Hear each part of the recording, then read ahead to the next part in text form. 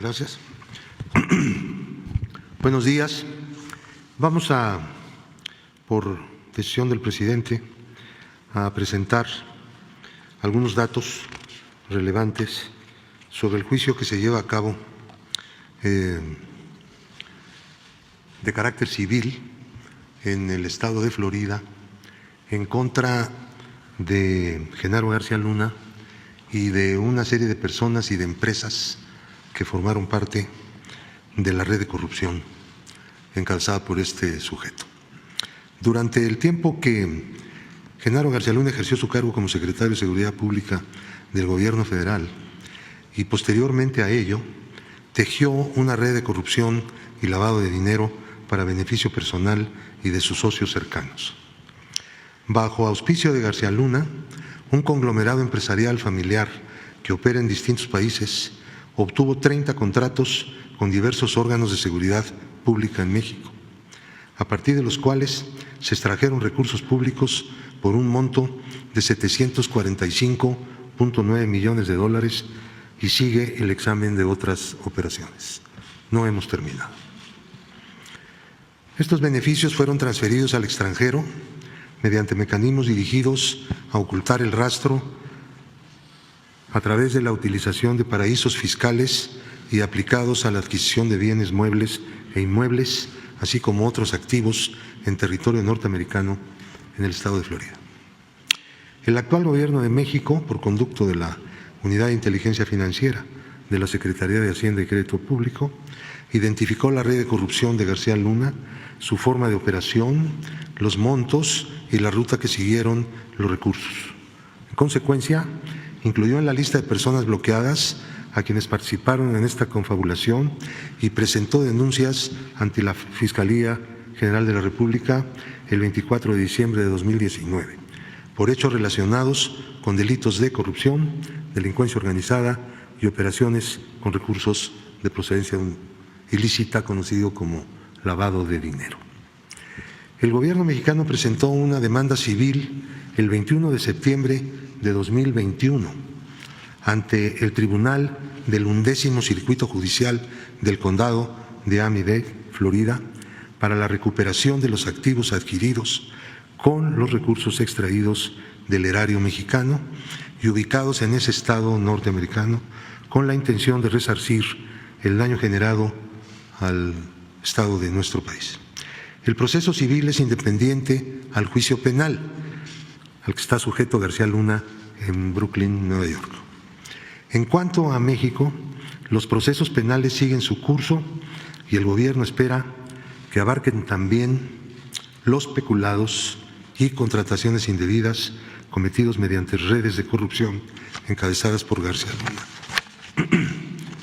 durante 20 años, incluyendo dentro de estos los 6 años del gobierno anterior, en que siguió operando esta red de corrupción de García Luna, cuando ya no era servidor público. Tenemos un listado de 40 contratos que se llevaron a cabo y que fueron instrumentos para la comisión de delitos de corrupción. Y el producto de la inmensa mayoría de estos contratos, por 745.879.384 dólares con 78 centavos hasta este momento. Estos recursos, producto de estos 40 contratos que se van a dar a conocer, todos, son los que están en este momento en el juicio civil de Florida. El Tribunal de Florida, bueno, las personas demandadas son Genaro García Luna, Linda Cristina Pereira de García Luna, Mauricio Samuel Weinberg López, Jonathan Alexis Weinberg Pinto, Silvia Donna Pinto de Weinberg, Nathan Vancier Taub, José Francisco Niembro González y Marta Virginia Nieto Guerrero de Niembro. Hay una lista de 44 empresas que fueron utilizadas en esta trama de corrupción. Voy a mencionar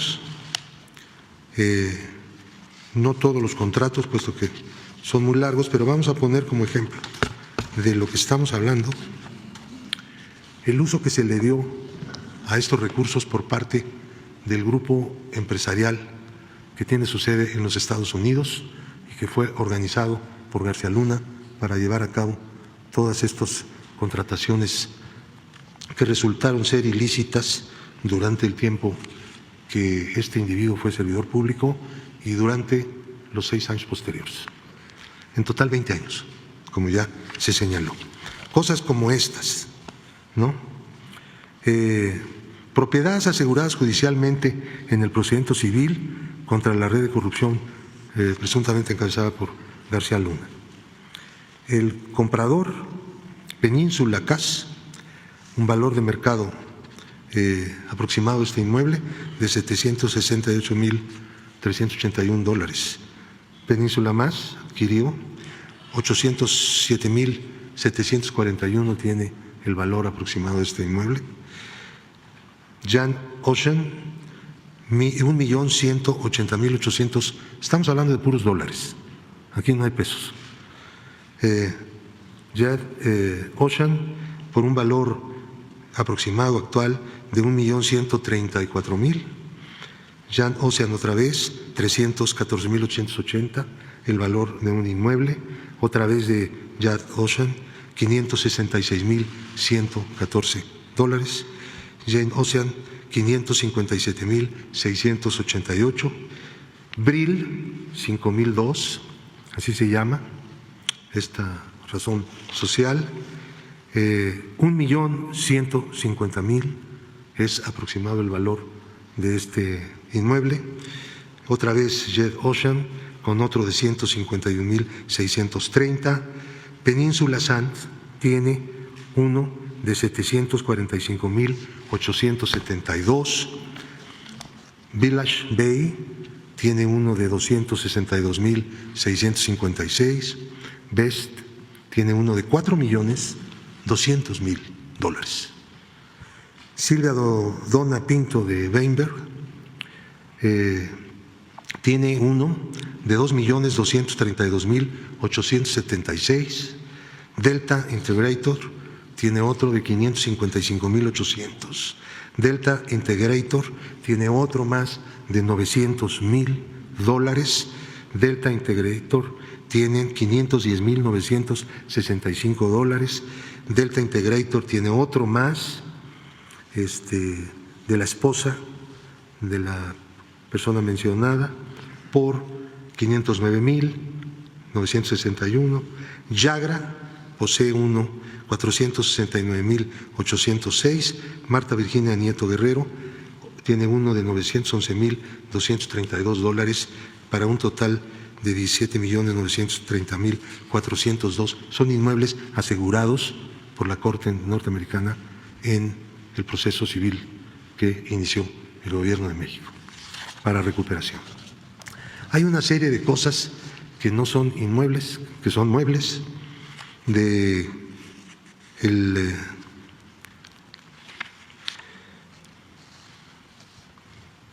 que son por 21,725,419 que fueron vendidos antes de la iniciación del juicio, pero que de todas maneras forman parte del juicio para ser recuperados.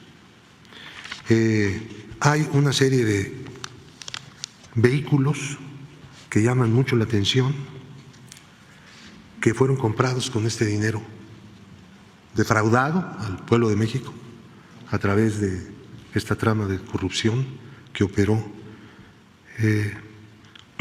como por ejemplo un Fiat 500 de 2013, un Rolls Royce 2013, un Ferrari F430, un GMC Terrain de 2006, un Ferrari California 2017, un Maserati Levante 2017, un Jeep Limited Rubicon, un Audi 4, un Lamborghini. Están ustedes viendo del lado izquierdo el nombre que aparece como propietario y todos están en la trama, todas las personas. Un Jeep Grand Cherokee, un Cadillac Escalade Premium 2015, un Mini Cooper, un Toyota 2015, un Honda Element, un remolque, un Smart, otro Lamborghini, Huracán, un Tesla, un Mercedes-Benz de 2005, un Land Rover de 2018, un Toyota Camry, un Sea Ray, un Mercedes-Benz 2011, un Bentley convertible Continental, una embarcación Scout de 2014, un Fiat Cabriolet, un Mazda, un Ford Mustang 1970 de colección, un Mercury Montego 75 también, un Ford Mustang también de colección 1967, otro del año 69, otro del año 70, otro más del año 70, una Harley Davidson de 2007, otra más del 2009, un Ford Mustang 1970, un Ford Mustang de 1968, también de colección, un Mercedes-Benz 2012, otro Mercedes-Benz 2010, un Jaguar sedán 2011 y una motocicleta.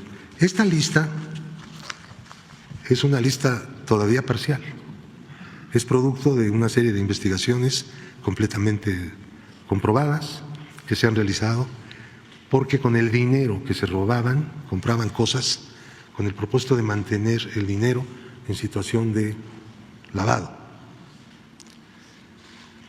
De todos los que intervinieron en esta trama. Hemos bloqueado, el Gobierno de México ha bloqueado, en el caso de García Luna, solamente 29.920.195, puesto que una de las características de esta trama de corrupción es que el dinero se lo llevaban a Estados Unidos a través de países del Caribe, principalmente Barbados, en donde la mayor parte del dinero se fue rumbo a Miami, Florida. Entonces ellos no tenían recursos en el sistema financiero mexicano, sino que usaron el sistema financiero para sacar los recursos que cobraban en los contratos que García Luna promovía que se hicieran con dependencias públicas de México. Se llegó incluso al extremo de que al gobierno de la Ciudad de México le cobraron una cantidad relevante por un reconocimiento de adeudo de un contrato que nunca fue firmado y que no existió, jamás. Esto también ha sido denunciado y las autoridades de la ciudad están muy interesadas, están dando seguimiento a esto, porque es tiene un origen en el presupuesto local y la unidad de inteligencia financiera ha dado toda la asistencia y toda la información al Gobierno de México. Hay 10 empresas que fueron bloqueadas por el Gobierno de México a través de la UIF, cuyo monto bloqueado solamente fue de 4,5 millones de pesos. Las empresas cobraban e inmediatamente se le llevaban el dinero. A ciencia y paciencia de las autoridades de entonces, quiero decirlo, porque así fue.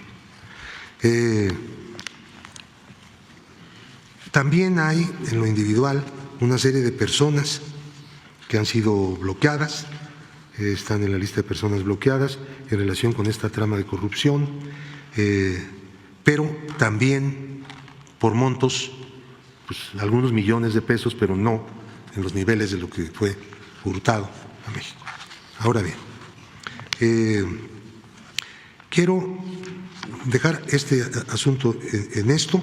Estamos esperando que se resuelva un recurso que presentaron los abogados de los demandados, de García Luna y demás personas y empresas, con el propósito de que ya se inicie el juicio, se integre el jurado y pues se hará todo el esfuerzo con el propósito de recuperar el dinero de lo que se nos despojó como país y como pueblo. Ahora, en esto, ya pasando a un tema vinculado con esto que acabo de mencionar, el señor Luis Cárdenas Palomino ha recibido del Quinto Tribunal Colegiado en Materia Administrativa del Primer Circuito la protección y el amparo de la justicia de la Unión. Apenas el 25 de enero de 2023, este tribunal está integrado por Jorge Antonio Cruz Ramos como presidente, María Elena Rosas López y Pablo Domínguez Peregrina, que son magistrados del Poder Judicial de la Federación. Dicen ellos, repito exactamente los términos de la resolución del colegiado: la justicia de la Unión ampara y protege a Luis Cárdenas Palomino. Es una resolución definitiva e inatacable, no tenemos recurso. Desechó el tribunal un recurso presentado por el gobierno mexicano a través de la Unidad de Inteligencia Financiera y como copartícipe del recurso el propio presidente de la República. Ahora, ¿qué significa esto? Significa que la acción del gobierno con el propósito de prevenir actividades ilícitas en el sistema financiero de parte de individuos que están siendo sujetos a procedimientos jurídicos de distinto tipo y que se conoce que realizan actividades de lavado de dinero, son pues liberados por del problema de estar en la lista de personas bloqueadas y de no poder realizar actividades en el sistema financiero mexicano por el Poder Judicial mexicano, que debería pues, interesarse justamente en lo contrario, ¿no? Cualquiera lo podría suponer. El gobierno de México no puede callar frente a esto, porque pues, este no es un problema de colaboración entre poderes, este es un problema de otro orden. Tiene que darse, espérame tantito, tiene que darse se tiene que informar al pueblo de México lo que está pasando. El argumento es, vean el argumento, el procedimiento que llevó a la UIF a inscribir a esas personas, porque este es un caso, hay decenas y centenares de casos, en la lista de personas bloqueadas, como es un procedimiento meramente nacional y no lo está solicitando ningún país extranjero, por lo tanto, carece de suficiente certeza y carece de seguridad jurídica. Punto. Jurisprudencia elaborada en su momento por el ministro Medina Mora, aprobada por la segunda sala, y que no todos, quiero insistir, los jueces aplican a ciegas. A ciegas.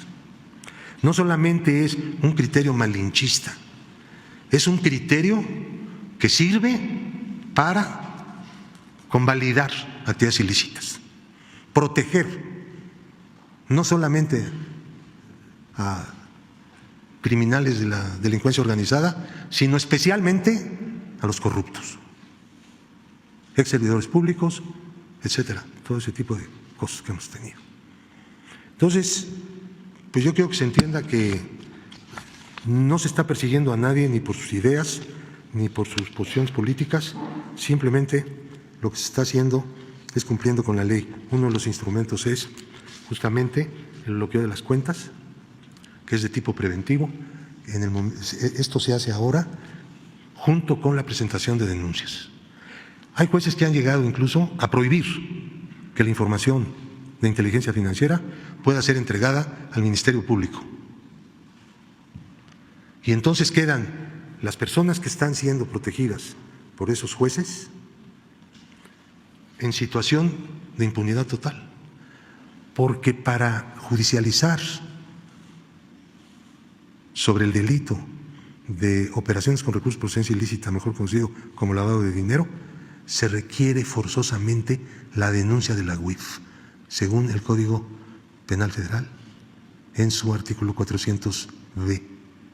Por eso, al momento en que se impide que el gobierno pueda utilizar los datos obtenidos legalmente, sin duda, del sistema financiero, de personas, sobre todo personas expuestas políticamente, los están dejando en la completa impunidad. Nunca podrán ser entonces ya denunciados, ya no digamos inculpados por este delito. Yo creo que entre las tareas, si me lo permiten, que tiene el país es hacer un ajuste en estos criterios, porque son instrumentos de impunidad que debemos impedir. Hay que convocar esta lucha con mucha fuerza. ¿Puede repetir los nombres de esos? Sí, cómo no.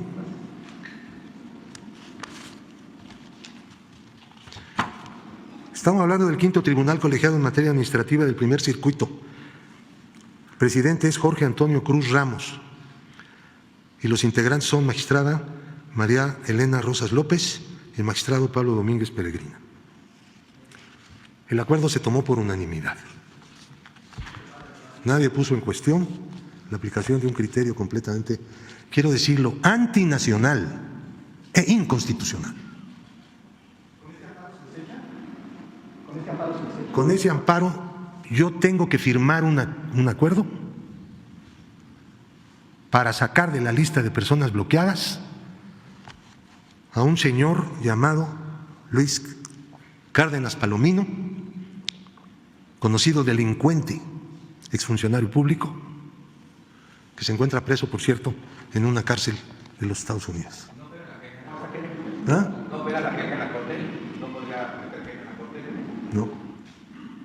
No, porque es un tema jurisdiccional y en materia de resoluciones jurisdiccionales de los tribunales no hay queja.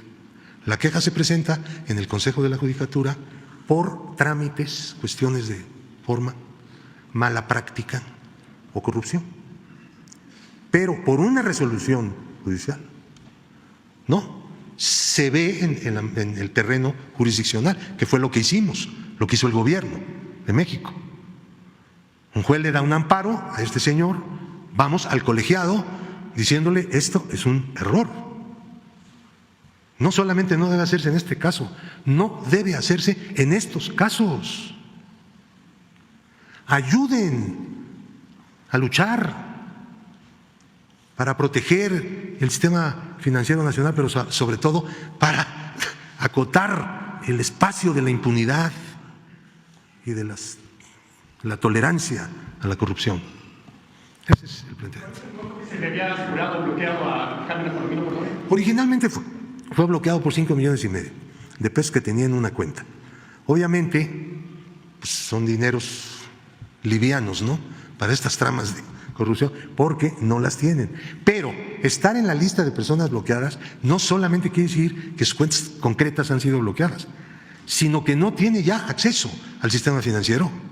No puede cobrar un cheque, ¿entienden? No puede comprar valores, no puede comprar moneda extranjera. Queda, la unidad de inteligencia financiera no bloquea cuentas.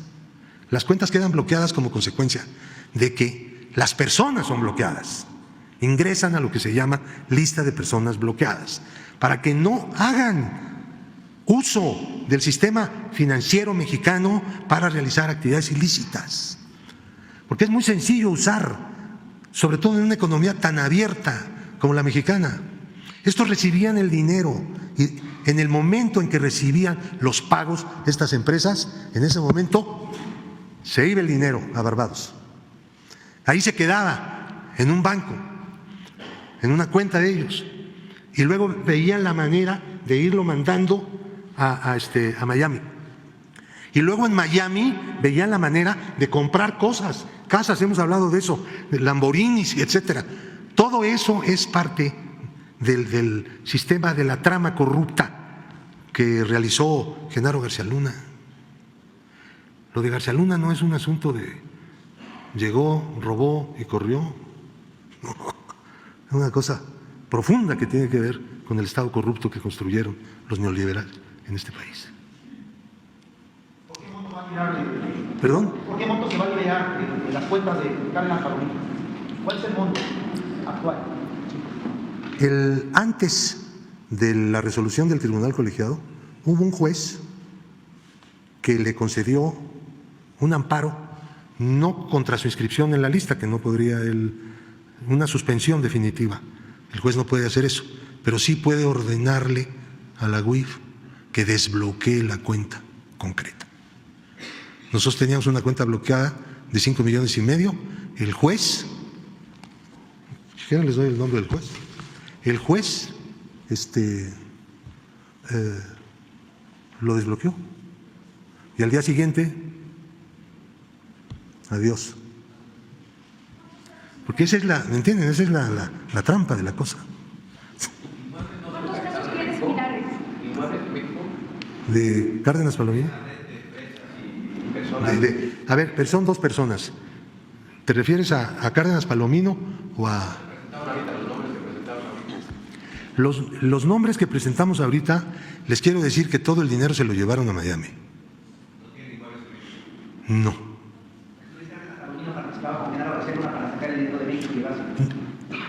No operaban en relación, operaban con independencia, pero sí tenemos una relación financiera concreta en un caso. La empresa más importante de Miami y la empresa más importante que operó Cárdenas Palomino tuvieron relación financiera y recibió Cárdenas Palomino dinero de estos de Miami que son los socios de García Luna. Sí tenemos esa relación documentada, pues hasta el centavo, porque los productos de inteligencia no pueden ser de sensibilidad, ¿no? Tienen que ser hasta el centavo. Tanto se movió esto, ahí la matemática es lo que funciona. ¿Cuántas casas se le han encontrado en el extranjero o en México?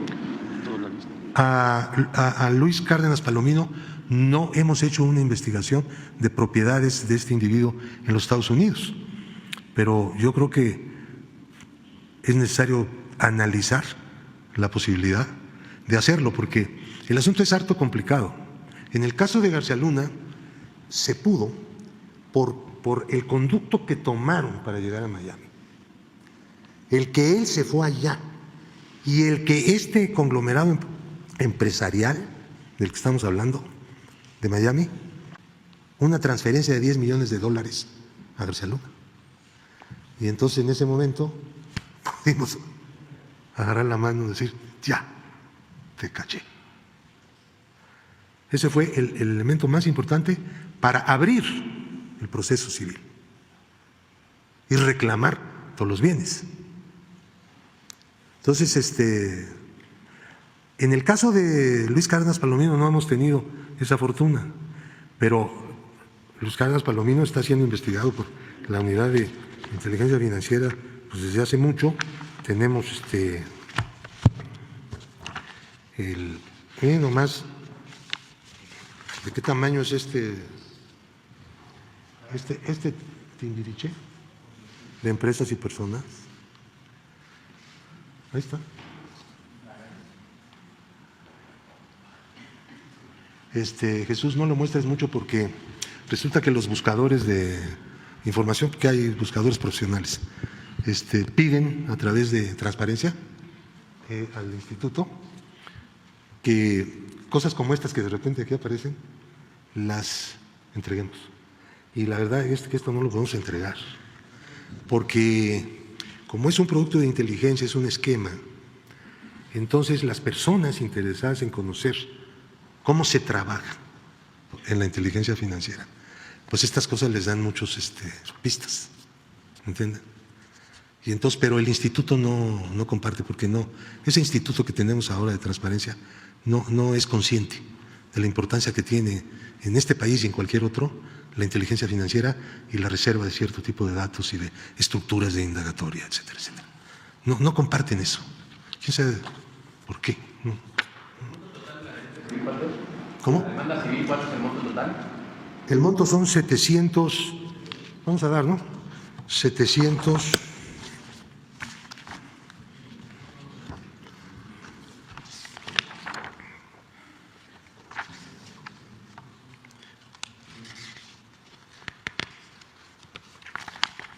Ya se me hizo aquí bolas el engrudo. 745.879.384 dólares 78 centavos. Eso fue lo extraído hasta ahora. Similares al de Cárdenas Palomino tiene la UIF, ¿y por dónde se tendrían que comenzar a hacer los ajustes, señor Gómez? Ajustes. ¿Los ajustes quién los tendría que hacer? ¿El Congreso, el Poder Judicial? El Congreso ha apoyado y va a seguir apoyando. Yo espero que este periodo de sesiones, yo ya conversé, me reuní con la senadora Olga Sánchez Cordero, que es la presidenta de la Comisión de Justicia. Hay un dictamen para elevar la calidad de la inteligencia financiera, como nos lo está pidiendo el Grupo de Acción Financiera que se llama GAFI, que es una entidad normativa internacional de la cual nosotros formamos parte.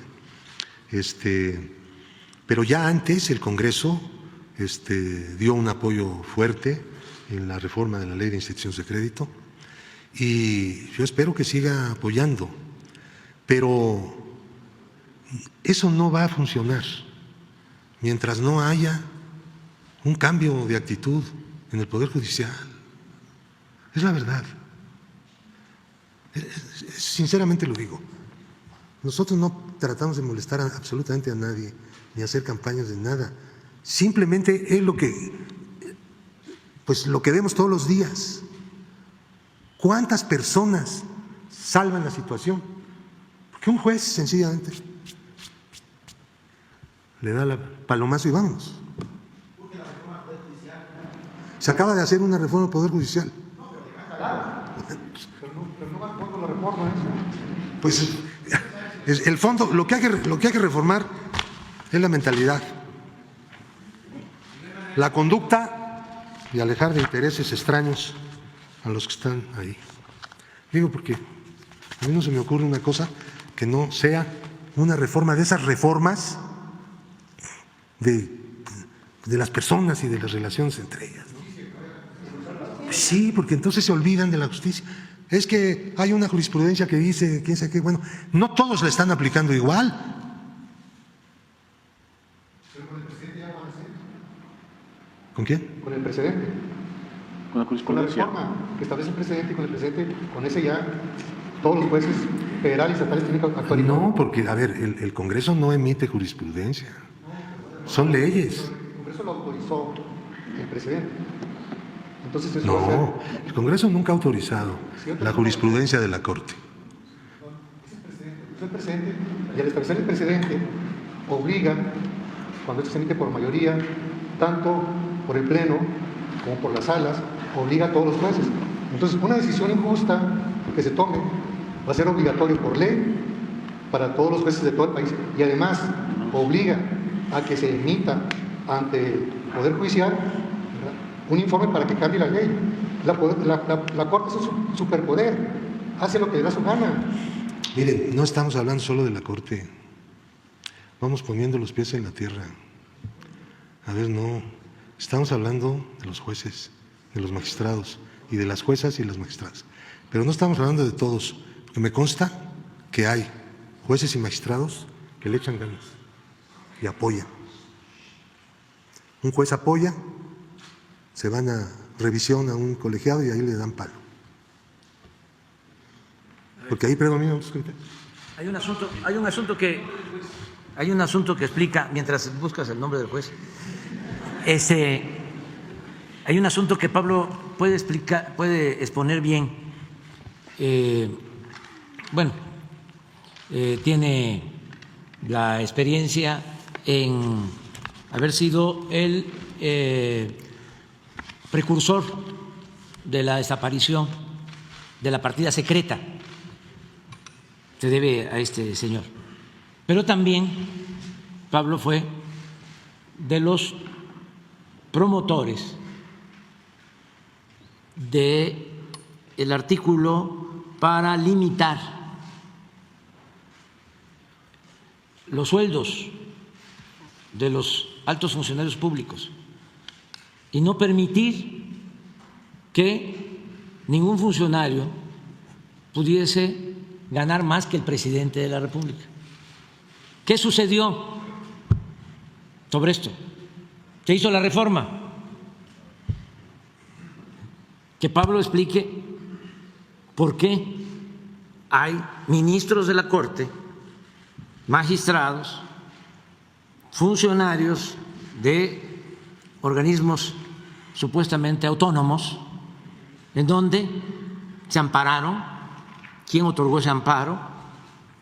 Para que se viole un artículo de la Constitución. Porque esto es muy importante. Pero además, la jurisprudencia, porque no es tesis, es jurisprudencia, que sirve de base para la cancelación de las acciones de inteligencia financiera. En este caso mencionaste que fue el ministro Medina Mora. Entonces, ¿por qué no nos hablas de eso? Porque independientemente de la cuestión jurídica, o sea, ¿qué es lo que hacen? Antes y ayer hicieron un escándalo y además con muchísima manipulación en los medios, sobre todo en la radio, conductores de radio, mujeres y hombres, que es una vergüenza porque la radio antes era la campeona de la libertad y ahora es la campeona de la manipulación, sobre todo en la capital. Bueno, hablaba yo de que la presidenta estaba ahí porque por primera vez en muchos años, en décadas, en siglos, el presidente de la República no decide quiénes deben de estar en la Corte, como era antes.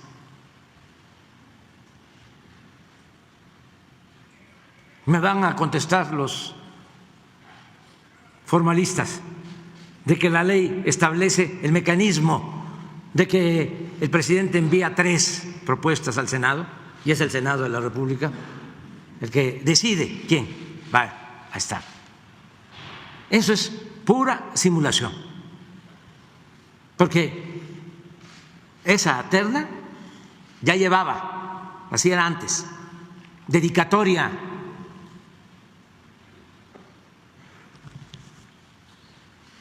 Toda esa simulación fue lo que caracterizó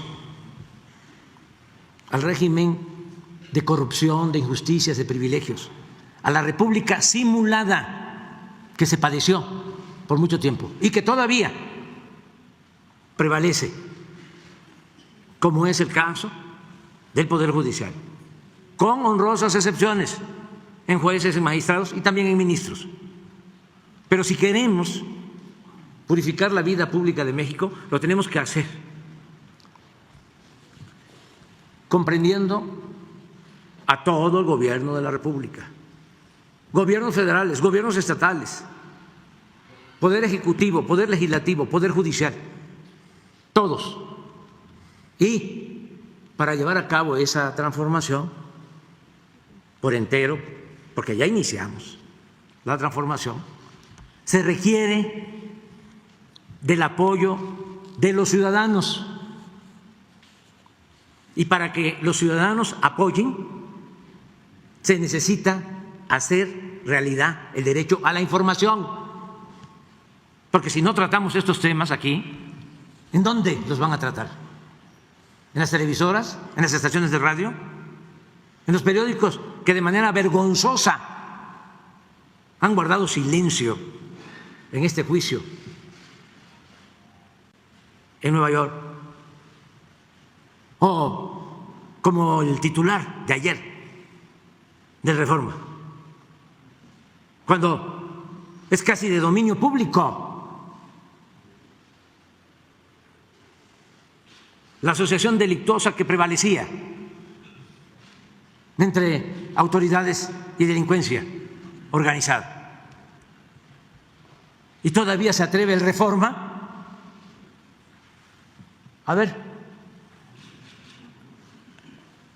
a poner 8 columnas. Implican a Calderón, pero de oídas. Y por cierto, hoy, ¿cuáles son las 8 columnas? Es que esto nos da una idea de cómo dan el cielo a militares. ¿Se volvió usted ya ángel, general? Este es el periodismo vendido, alquilado, al servicio de la oligarquía que se dedicó a saquear a México y que se sentían los dueños del país y que quieren regresar. Y son los que traen la campaña en contra de nuestro gobierno que busca la transformación. Pero afortunadamente la gente está apoyando, pero tenemos que estar informando y por eso estamos aquí. Cuando me informa Pablo del amparo a este señor, ayer mismo le hablé, le digo, esto no puede quedarse oculto, esto no es un trámite burocrático más, esto es una afrenta a la justicia, a el movimiento que busca acabar con la corrupción y con la impunidad.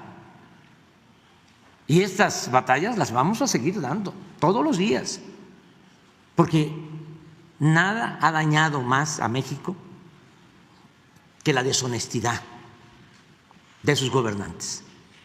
Y eso es lo que ha dado al traste con todo. Esa es la causa principal de la desigualdad social, de la desigualdad económica, de la violencia, de los males que padecemos. Por eso no hay tregua en el combate a la corrupción, en el combate a la impunidad. La transformación es enfrentar la decadencia con un cambio verdadero. Con esta introducción, ¿por qué no platicas lo de los sueldos? Porque es interesante. Y lo que quieras, además. Gracias. Bueno, brevemente los temas que el presidente ha puesto aquí.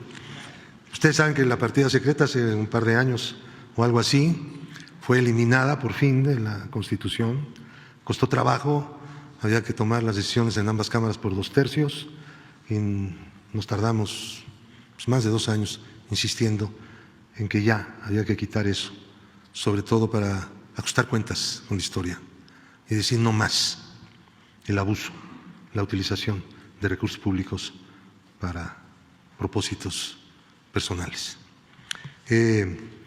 Y ya, no existe. Ahora, el asunto del 127 constitucional. Ustedes saben que hace 10 años o más se modificó la Constitución por acuerdo de todos los partidos para poder regular las remuneraciones de los servidores públicos. Y uno de los elementos que se consideró adecuado introducir fue que ningún servidor público del Estado Nacional Mexicano, no estaba hablando del gobierno federal o de un poder o del otro, no, el Estado mexicano. Estamos hablando del artículo 127 de la Constitución Política de los Estados Unidos Mexicanos. Ningún servidor público puede ganar más que lo que es asignado en el presupuesto al presidente de la República. Entonces, les voy a contar el chiste, porque es un chiste, de lo del Instituto Nacional Electoral. Ellos ganan más que el presidente, pero no solo los consejeros. Hay 400 en el INE que ganan más que el presidente. 400. Entonces, no tienen escapatoria. Hay incluso una nueva ley de remuneraciones, es concluyente. No hay resquicio. Van en un recurso a la Corte, los del Instituto Nacional Electoral, pidiendo que no se aplique el presupuesto federal en lo que toca a los sueldos en el INE. Nada más. La Corte admite y en lugar de hacerle caso a la Cámara de Diputados, que es la emisora del presupuesto, de que por favor no fuera a dar una suspensión, porque no acepta la ley suspensiones contra normas de carácter general, el presupuesto lo es. Le dan la suspensión. No se aplica el presupuesto en materia de sueldos para el Instituto Nacional Electoral. Entonces ellos deciden seguir ganando lo que quieren. Pero el asunto no se resuelve en el fondo, lo dejan pasar el tiempo en la Corte. Llega un momento en que ya nada de eso funciona. ¿Por qué? Porque el presupuesto ya se acabó, ya dejó de funcionar. Viene el nuevo año, un nuevo presupuesto y lo mismo. Lo impugnan, se les da la suspensión. Es un juego, ¿no? Pero es un chiste, porque es de carcajada. Y nunca han resuelto el fondo. Nunca se ha pronunciado la Corte. ¿Por qué hace esto la mayoría en la Corte? Porque ellos ganan más que el presidente.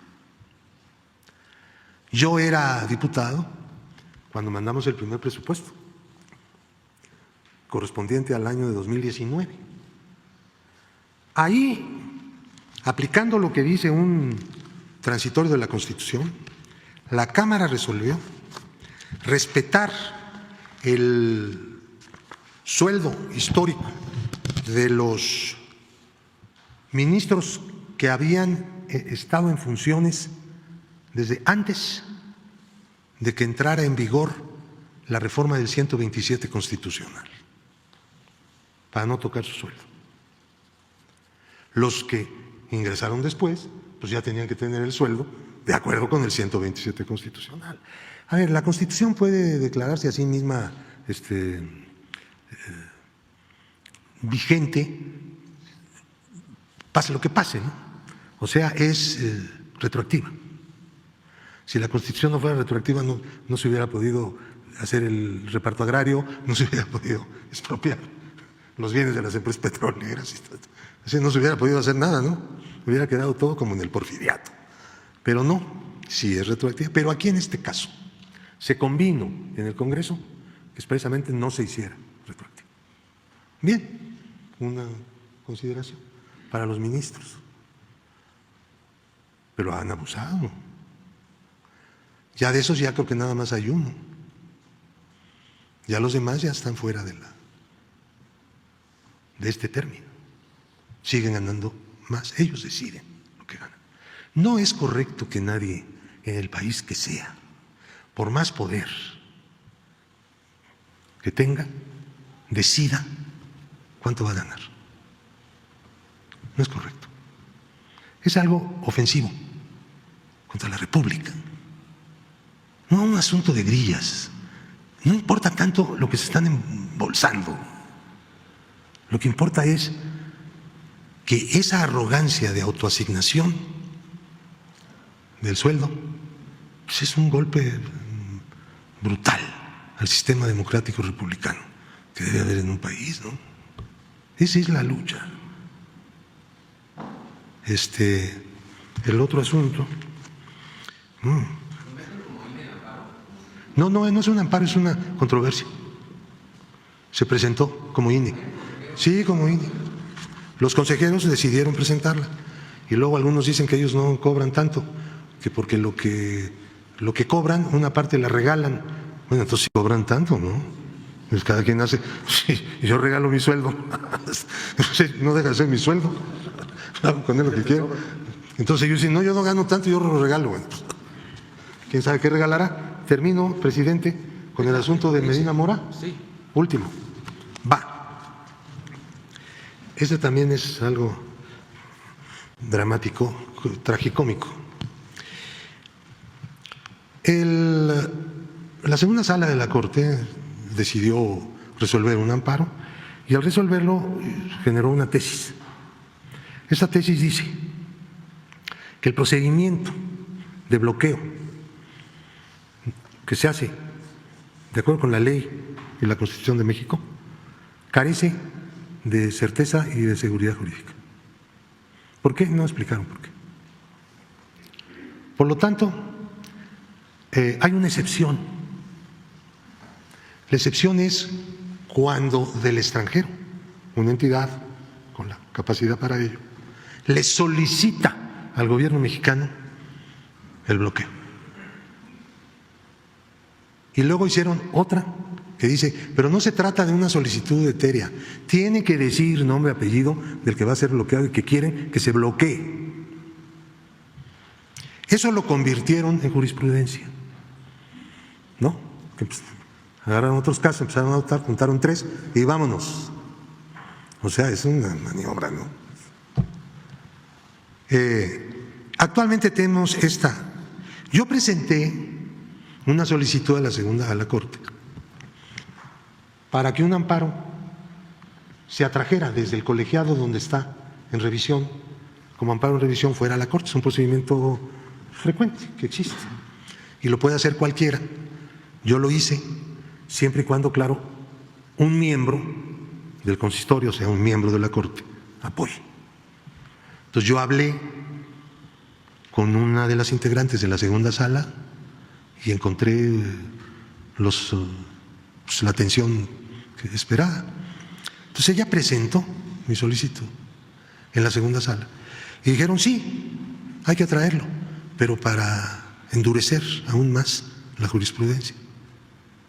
Entonces esta ministra dijo, no se trata de eso, se trata de hacer una revisión para superar la tesis malinchista de Medina Mora. Se quejaban algunos poderosillos en aquel entonces que los ponían en la lista de personas bloqueadas y también algunos poderosos delincuentes. Entonces eso generó una reacción en el máximo tribunal